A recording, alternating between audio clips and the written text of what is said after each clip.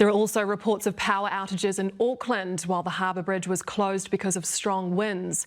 Authorities are urging people to stay safe and, if possible, stay home. Isabel Ewing reports.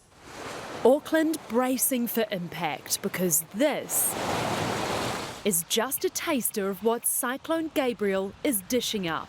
Aucklanders will see a wet and windy Sunday, but this is the entree. Please do take this seriously. We do expect severe weather is on the way. Mayor Wayne Brown at the heart of the coordination effort for this storm.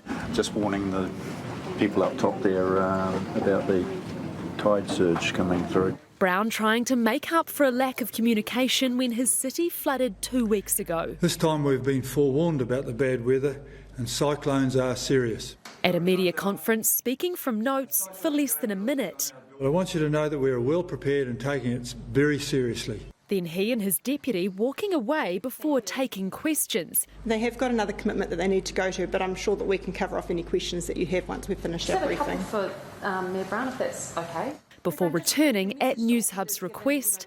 I've been lifting rubbish in West Auckland with the Student Volunteer Army.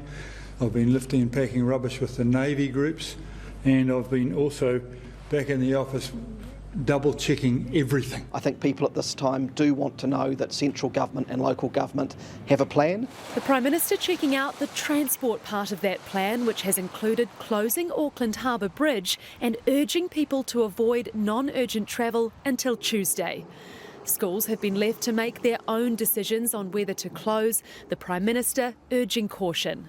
Consider issues around transportation and also around the fact that, with severe weather, it's not just a question of whether it's safe to be at school, it's also the question of getting to and from school.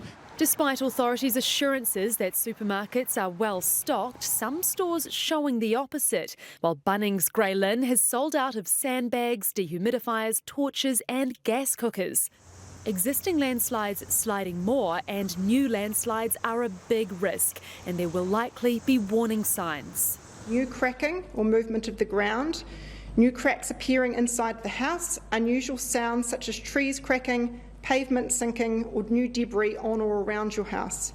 And staying well away from the ocean is advised. We don't often forecast a storm surge, in fact we very rarely do, of 0.5 metre for Auckland. We're just lucky the tides are not overly large at the moment. So the message for Auckland is, if you can, please stay home. Isabel joins us from near Auckland's Harbour Bridge. Isabel, is it still closed? Well, it is, Laura. As you can see behind me, that's a very empty Auckland Harbour Bridge. We understand it will remain closed to all traffic until about 10 p.m. tonight. For bus users, there are detours in place. Information about those are available on Auckland Transport website.